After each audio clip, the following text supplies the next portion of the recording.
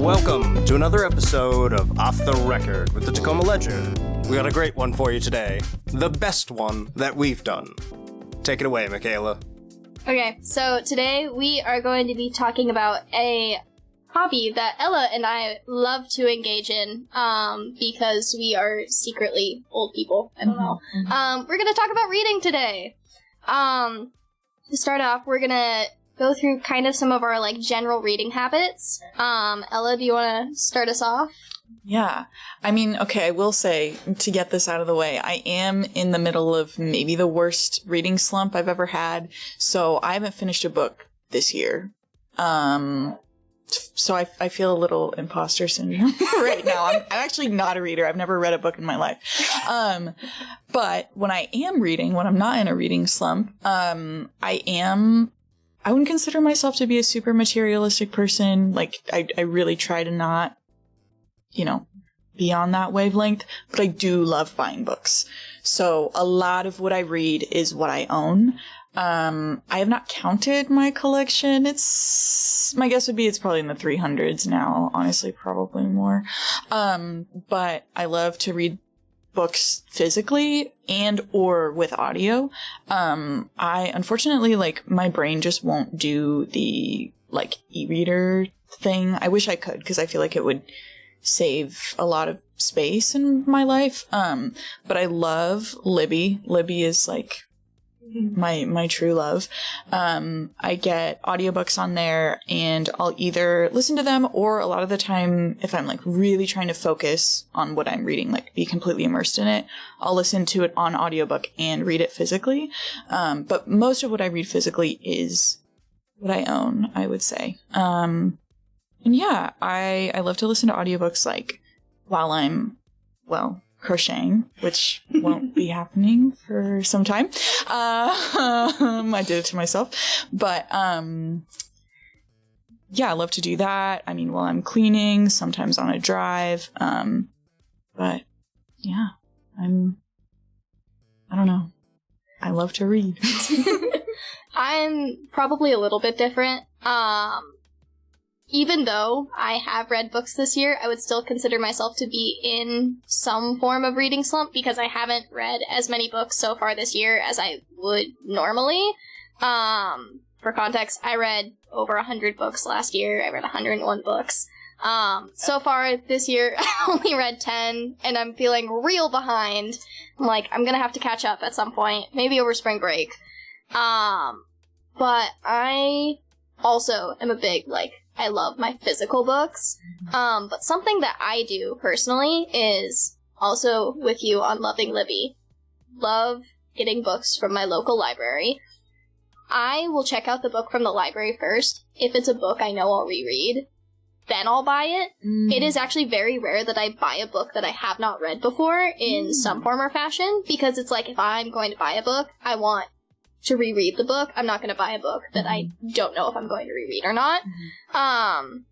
So, I also have a very large collection. I have 5 bookshelves full of books between my 2 residences at the moment. And they are all completely full. There is no room for more books, and I keep buying more books. So I'm gonna have to get another bookshelf at some point. I'm not a huge audiobook person. I can't really focus on them very well. I'm not the person who can, be listening to something, an audiobook specifically, and then go do something. I can listen to, a podcast or, a Zoom lecture and go do things, because my brain will pick up on, what's important. But if I'm trying to, comprehend what is happening, in a book, I don't want to have to listen to it. I will comprehend it way better by just reading it myself. I also listen to audiobooks to fall asleep, so there's no real comprehension going on there. Beyond that, though, I do also read on my iPad. I have a Kindle app on there. I think my parents have Kindle Unlimited because I somehow have it. I have never paid for it once in my life. So I get some books through there as well. So that's another way that I get books that I don't own physical copies of. And I did have a Kindle growing up as well, so there's some books that I already owned Kindle copies of. but I have since acquired physical copies of some of them because I like to annotate my books as well. I like to put little notes in the margins, highlight important things, mark my pages with little sticky tabs. It's like one of my favorite things to do. Yes. Okay, I have to mention that. I am a big, like, annotator, and I also have sticky tabs. I have like different colors, different textures, all that stuff. Highlighters. I go through highlighters like you would not believe. I have an erasable highlighter. Oh wait, no, yeah. It's the best thing ever.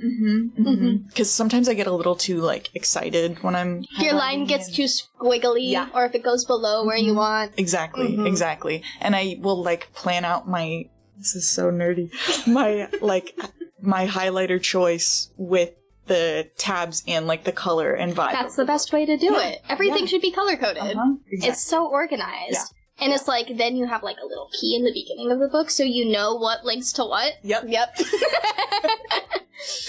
How did you get into reading? Like, is it something like you developed like through your parents or through school? I would say I learned to read maybe like a little bit earlier than average. My parents were very much like on that and thought it was really important. So they definitely emphasized the importance of reading for pleasure, reading for education. But yeah, I was pretty young, just a very voracious reader. Like, I think the pretty stereotypical, like, I definitely did enjoy being outside, like outside time, physical activity, but I was very much the kid of like, okay, I have my stack of books from the library. I'm gonna just plow through these, and just get as much as I could.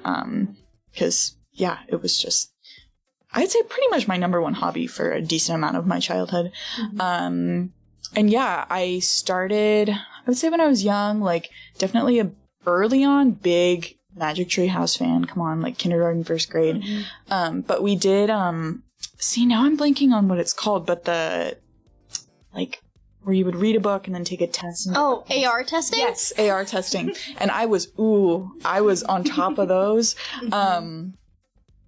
Yeah, that was also definitely a motivator, was like seeing my name. I was never the number one because I had some really like super bookish, like classmates, but I was always, I was up there. I was also the kid who, we do those tests and it would be like, you're in second grade and your reading level is 10th grade. Yeah. I would get those and I'd feel like, I'm so special. Yeah, which like, whatever.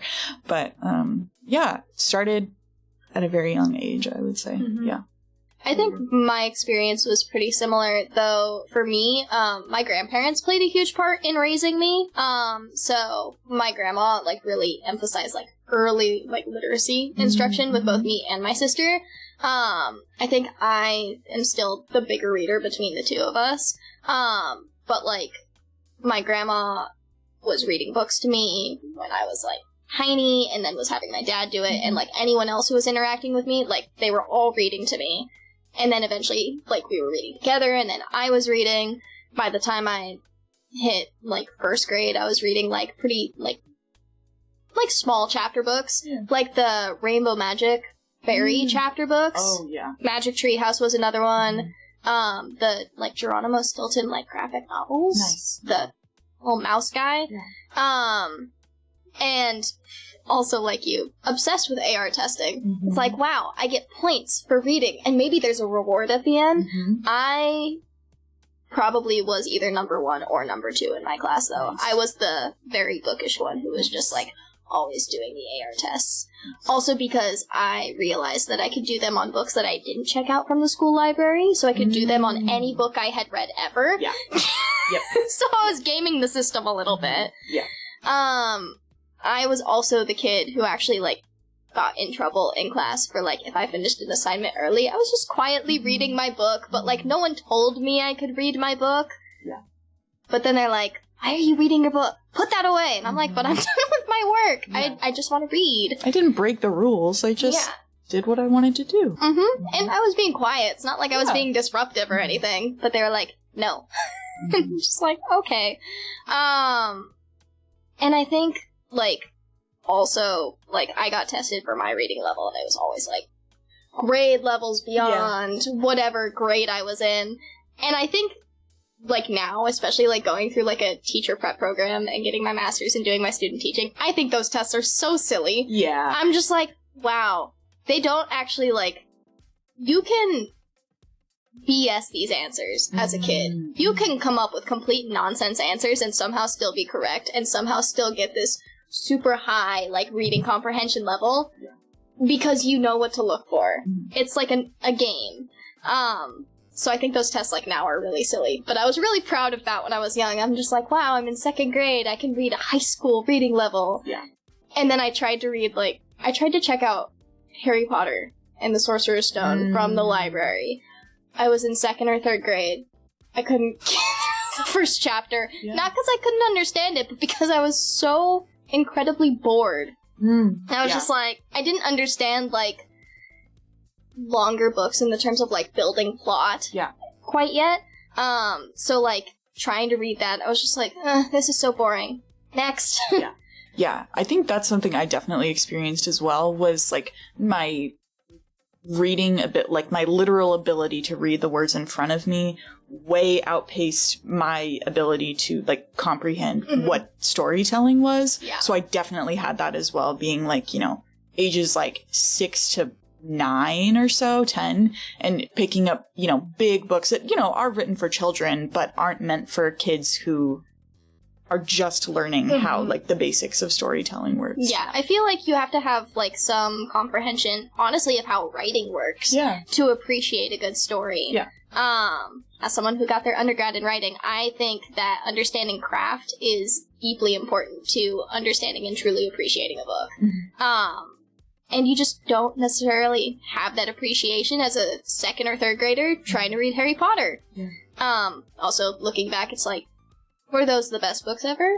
No, but they were enjoyable at the time. I will give them that. Along a similar line of thinking, what kind of books did you gravitate towards, like, kind of as a kid and growing up versus now? I think, to be completely honest, and this maybe is going to sound like duh to everybody, but I don't think my taste was particularly unique to me personally when I was a kid. I kind of more or less just read whatever was put in front of me if I enjoyed it remotely. But I definitely, I mean, I think like a lot of kids, I gravitated towards escaping to another reality and being transported into somebody else's world completely. So like my first like series that I was obsessed with was Percy Jackson. And I mean, that's, yeah. Classic. That's like my defining childhood series for sure. And then, what you're talking about now, like what it is very different for me now because I don't really read genre stuff super often anymore. Not because I have anything against it at all. It's just my brain, and I think we'll talk about genres later, but my brain just works better with other genres. So I'd say it kind of shifted from like big, exciting, magical worlds over time into like living in somebody else's head, if that makes sense. Yeah. Very similarly, I was a big like fantasy kid. When it came to the books that I really wanted to read, I was looking for an escape, and oh boy, I found it. Percy Jackson obviously was one, and honestly, like, looking back at Percy Jackson is such an interesting experience for me, because I did not get diagnosed with ADHD until, like, 3 years ago now. Yeah. And now, looking back and reading that book, and, like, reading specifically, like, Annabeth's POV in, like, the later books in, like, Heroes of Olympus, I'm just like, oh, this makes so much more sense. Because I didn't really, like, as a, like, 9 and 10-year-old, you're not gonna clock the fact that you have ADHD. Sure. It's not likely. Yeah. So I'm just going through these books being like, wow, I really love these books. I'm really connecting with these characters. I think this is really interesting. I love Greek mythology. And then you get to, like, 8th grade, and then you have to read the Odyssey, and then you're like, I hate Greek mythology. Get out of my head. It's like, why is this so hard to read? Yeah. But I also gravitated towards things like Aragon. That was a really big one for me. I think my aunt actually bought me the first book in that one. Nice. And I now have all of them in hardcover, plus the new one. And I have Aragon as a first edition, too. So I'm, like, very, very happy about that. Yeah. I am a big collector of books. Yeah. So, like, if I can track down first editions of books that I really, really like, I will always do that. Other books I read growing up, Warrior Cats. I think every, like, slightly weird kid probably read Warrior Cats growing up. I have gotten a lot of TikToks about Warrior Cats recently on my For You page, and I don't know why, but it kind of inspired me to go back and reread some of them, because they're, like, talking about things, and I'm like, wait, I sort of remember that, but what are they talking about? And rereading them has been so funny, because I'm just like, I thought this was, like, peak writing as a 9-year-old. Of course. I thought this was the best thing ever. And it's just, like, half of the, like, prose that isn't dialogue is just them talking about, like, injuring other cats or hunting. It's like them eating a mouse. And I'm just like, I don't understand why Kid Me was so obsessed with this, but at the same time, it's just like, who comes up with these ideas? Right. Who comes up with the idea to write a book from the perspective of cats who all live in the wild in different groups? And then the groups, like, sometimes, like, have full-on battles with each other. Right. And have some of the most, like, gruesome death scenes I, like, have ever read. Like, beyond, like, The Hunger Games, which I also read way too early. Now, I kind of find myself still gravitating towards fantasy. Like, I love Lord of the Rings, I love Brandon Sanderson's books. I've been trying to read, more of his stuff. I want to get through the Stormlight Archive this year. Haven't started it, but I will get there. And then I also read a lot of, like, literary fiction. I read a lot of books that are more character-driven than plot-driven.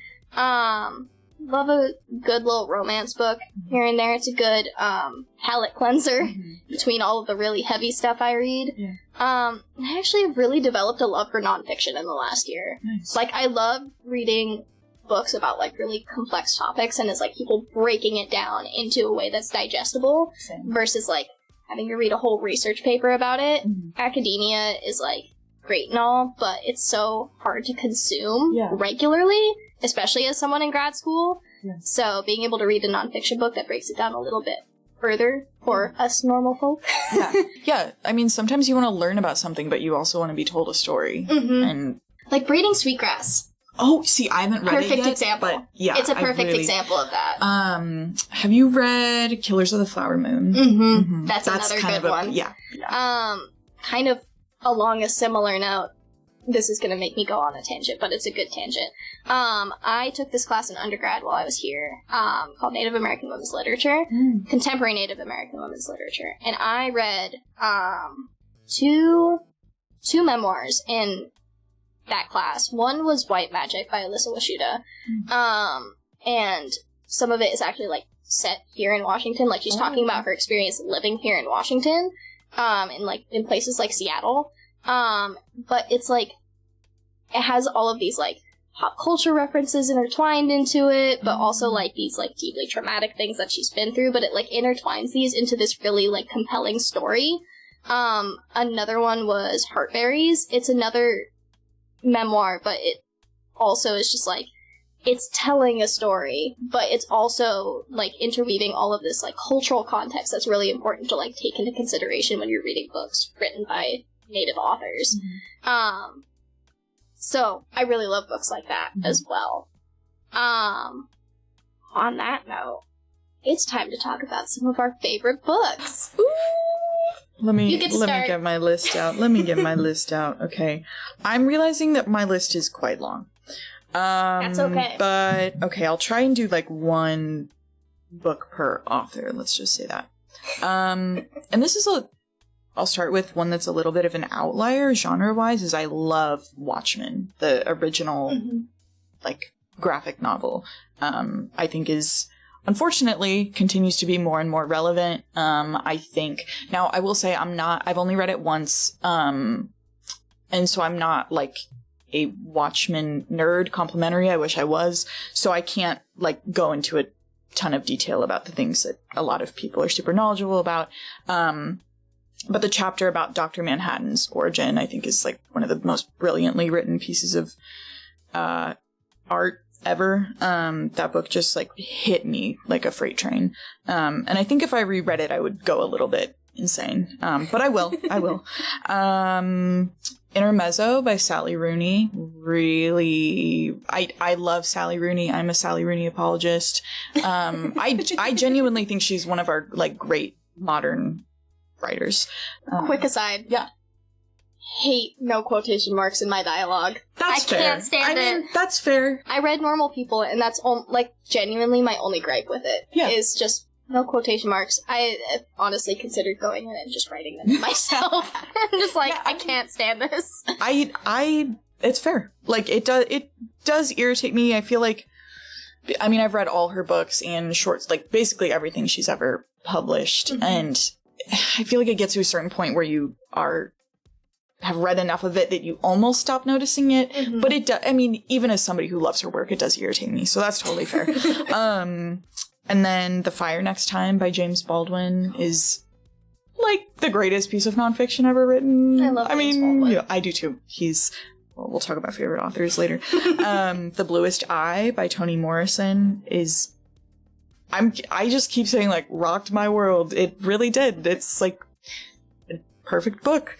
And then All the Women in My Brain and Other Concerns by Betty Gilpin is a memoir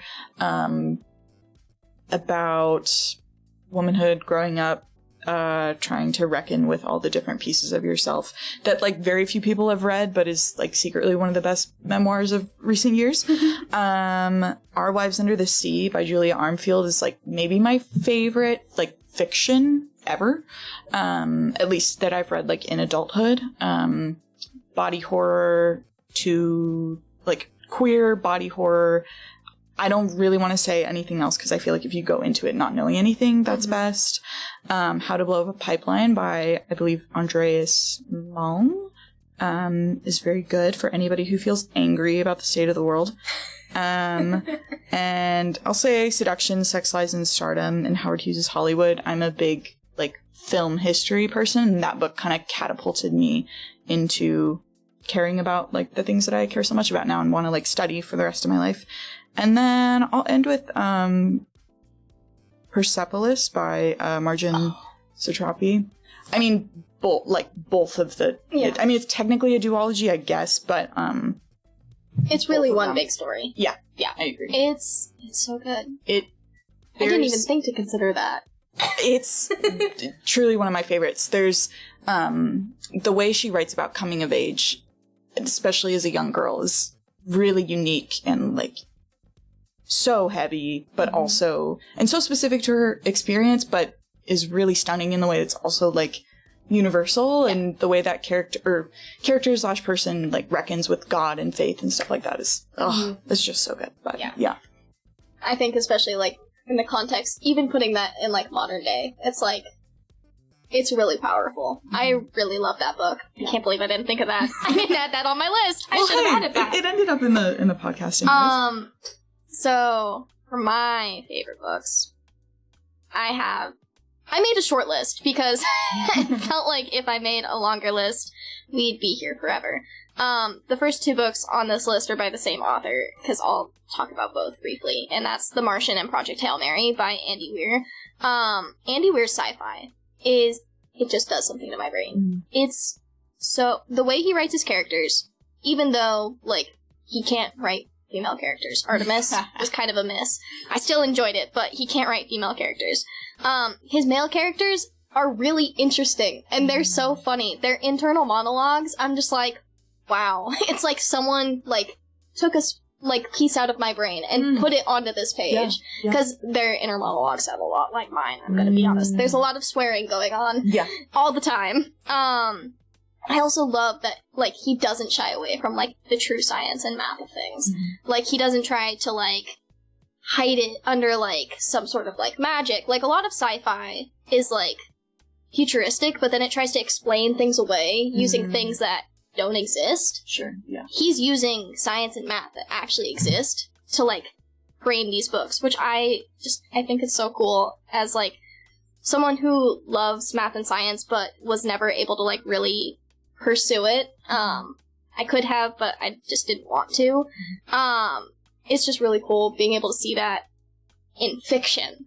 Like, not just having to go read a book about science or math, to actually see real science and math represented in a book. Yeah. I just think that's so cool. Yeah, it's really special. Another book on here is a book I read last year. It's Remarkably Bright Creatures by Shelby Van Pelt. I just think this book is so unique. I mean, how many books can you say have the perspective of a literal octopus in it? Yeah. And it's just a really, like, interesting exploration of, like, age. Yeah. And also it has, like, a really, like, cool, like, hidden mystery to it. I just find it a really compelling and interesting book. Barrowtown by Frederick Backman is actually the beginning of a trilogy. Frederick Backman's books, to me, are just so powerful. It's kind of like I said earlier, they're, like, very character-driven rather than plot-driven. Like, they're really about the characters. It's not as much about what's happening in the book. It's really about what's happening with these characters and happening inside their head. And it just has really interesting characters. It dives into some really heavy topics. But it does so in a way where it's still, like, consumable. And it's even more interesting because these books are translated from Swedish into English. And it translates. Like, sometimes when you are reading, like, international books, some things just don't quite translate all the way. And you don't quite know what the author's trying to say. You can tell what Frederick Backman is trying to say, what he writes. Next book on this list, it's another book/series/trilogy.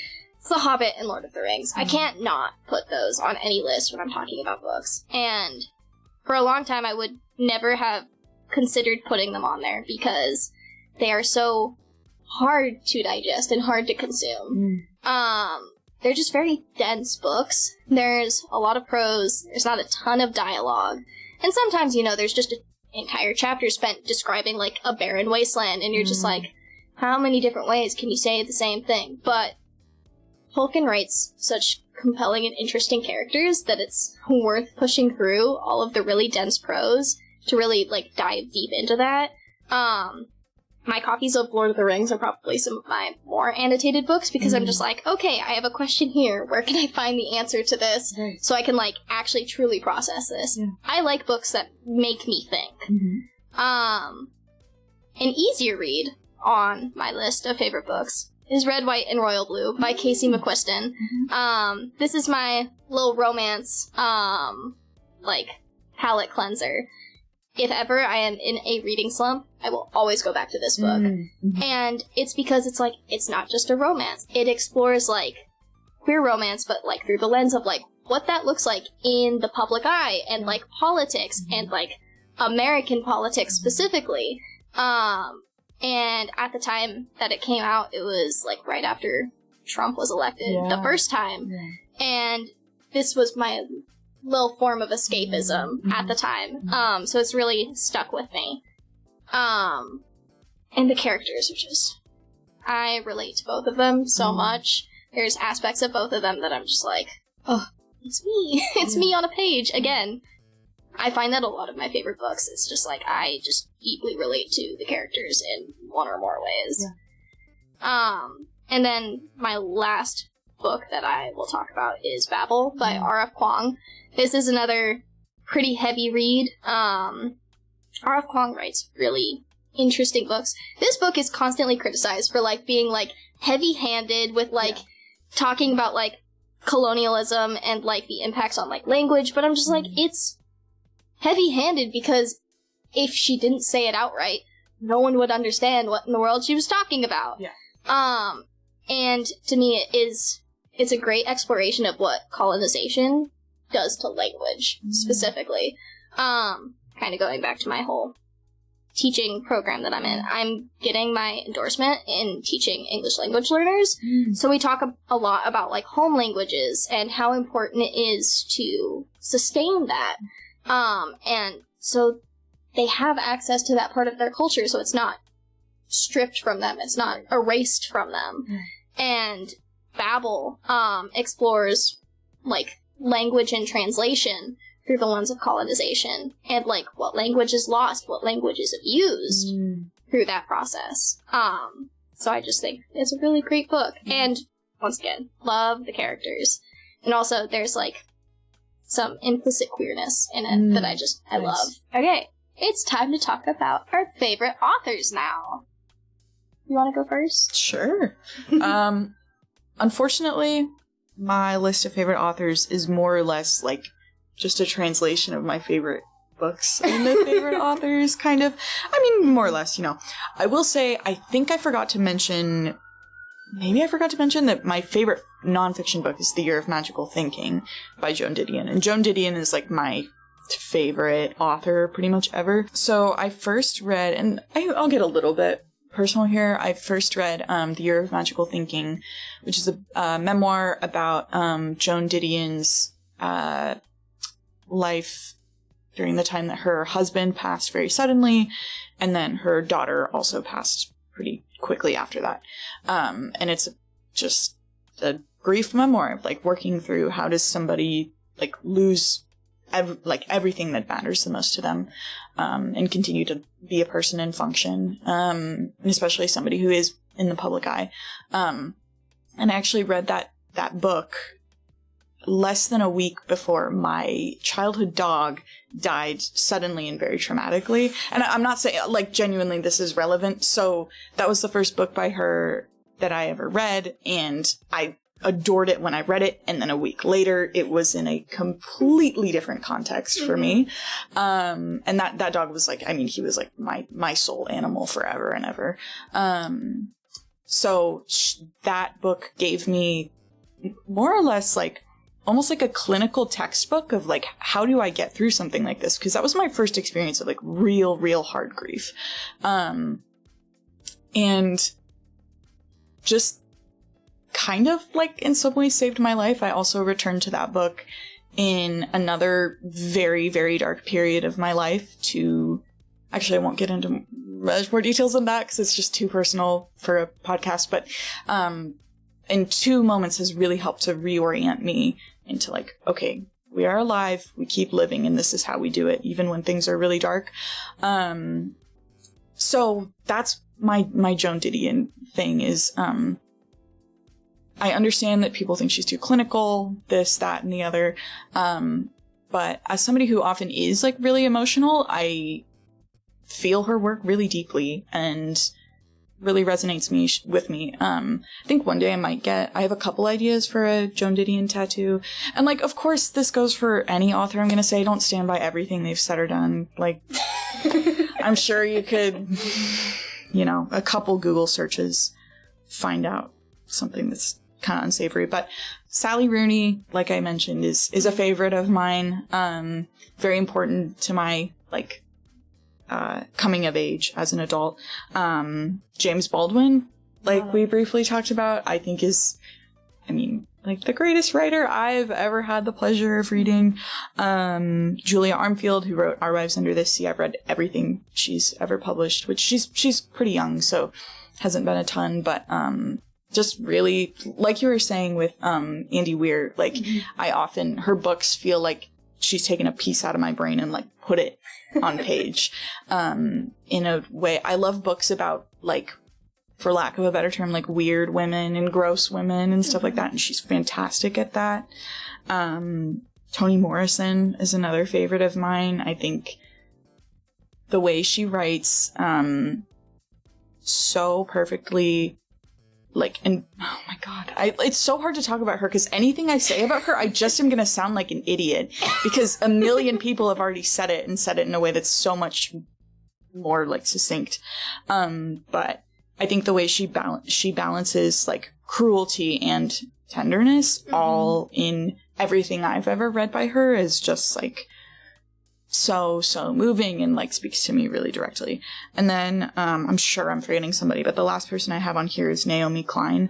My favorite book of hers is Doppelganger. I had the pleasure of getting to hear her speak here at UWT in, I want to say like May of last year. You heard her talk about Doppelganger, and another book, if you're feeling like you have no idea what is going on in the world and everything is overwhelming and insane and you don't know where you fit in all of it, Doppelganger is absolutely a book that I would recommend people reach for. And yeah, again, I know I'm forgetting somebody, but yeah, that's what I'll... Oh! Okay. I remember who I was forgetting. So this is... I put her with an asterisk because I don't, like, none of her books are on my favorites list, but my favorite palate cleanser author is Emily Henry. Yes. Yeah. Whenever I've just been So reading real. about, like, genocide and murder and, like, sexual violence, like, all of that stuff, I'm like, you know what? We need to take a step back and we need to read about two straight people not knowing how to communicate and falling in love. And I just love it. Like, I think I've read... like 4 or 5 of her books. I think I'm missing like 2. Mm-hmm. But yeah, I mean, it's just so delightful. Like, it just works for me. Book Lovers is my personal favorite of hers. Yeah. That one's she's a great author. Yeah, she's just so good. I mean, she does exactly like she's found. I don't mean this in a bad way at all. I respect the hell out of it, but like she has found her mold, figured out what she's good at, and figured out a way to make it like, I don't know. New and interesting every single time. Yeah, and also, like, they can be fluffy, but also every time I feel like she finds a way to tap into some, like, really difficult, deep emotional truths. And the way she writes about grief, I think, in particular, is, like, really impressive. But she's my asterisk, because she isn't, like, up there with those other people, but she's my, like, okay, I'm feeling crazy, and, like, everything I've been reading has been putting me in a really dark place. I'm going to Miss Emily Henry. Love it. Yeah. Okay, in terms of my favorite authors, once again, Andy Weir. I love the way he writes. I love what he writes about. It resonates with me so deeply, and, like, it fits in a perfect spot in my brain, and I love it so much. R.F. Kuang is really, like, similar. Like, she writes in such, like, an interesting and intellectual way that, like, normally isn't, like, applied to fiction. It's normally, like, it's like, and I don't mean this in a bad way, watering down academia, because it is a more difficult prose sometimes, but I find it really enjoyable. Like, it's like, oh, if I want to read something, like, sort of academic, but also completely not because it's fiction, I'll pick up one of her books, because they're just really complex, and they really dig into really interesting topics. I just love them. Yeah.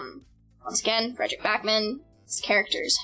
He writes interesting characters so well. He writes character-driven books so well.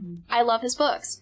One author that I forgot to put on here is Hala Alyan. She is a Palestinian-American author. I got one of her books, probably 2 years ago now. It's called The Arsonist City, and I was obsessed with it. She writes books that intertwine stories, either within families or between generations, and between spaces. So, like, her book, The Arsonist City, like, it has scenes that take place in Lebanon, it has scenes that take place, in the US, and the way she, like, brings these characters together and intertwines all of these stories is done so well. I love her books so much. Salt Houses is another one that's very, very good. That one's a more generational story, but, like, the way she writes it, like, it switches all the time. So you're having to keep up with, okay, this is this person's story, and this is that person's story, and this is where they meet. And I love books like that. Some authors kind of more from my childhood that, honestly, I'll still read today. Rick Riordan and Cassandra Clare. Percy Jackson obviously has stuck with me. His other books stuck with me, and for Cassandra Clare, The Mortal Instruments, I'm just like, that was, like, the first, like, YA, like, queer representation I really got. Specifically, like, within the, like, Shadowhunters universe, the Dark Artifices. There was just so much representation there. Like, Rick Riordan gave us Nico D'Angelo, and love him, love Nico. but Cassandra Clare just gave me so much more, and it stuck with me all this time. And I still love those books. I still read them. I still buy them. Mm. It's like, when she releases a new book in that universe, Yeah. I will be buying it. Yeah. And then my palate cleanser author, because you gave one too, is Casey McQuiston. I love her their romances. Red, White, and Royal Blue is great. One Last Stop is a perfect book. I've been told I should read that. You should. Yeah. It's wonderful. The pairing is also really good, and they also have a YA book called I Kiss Shara Wheeler. Also very good.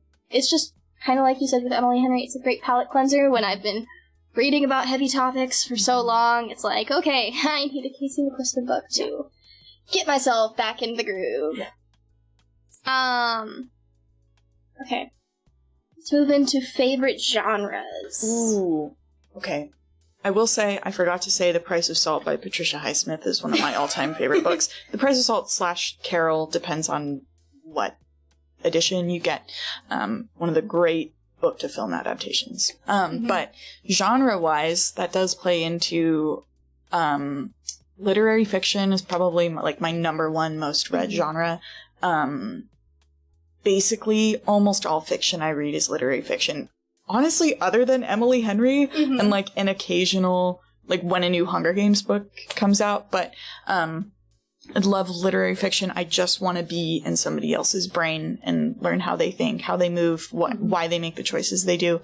And I also read a lot of memoirs, and I do really enjoy also like history / like sociology, like not sociology textbooks, but like books about human behavior and Why things people do the things they do. Yeah, exactly. Yeah.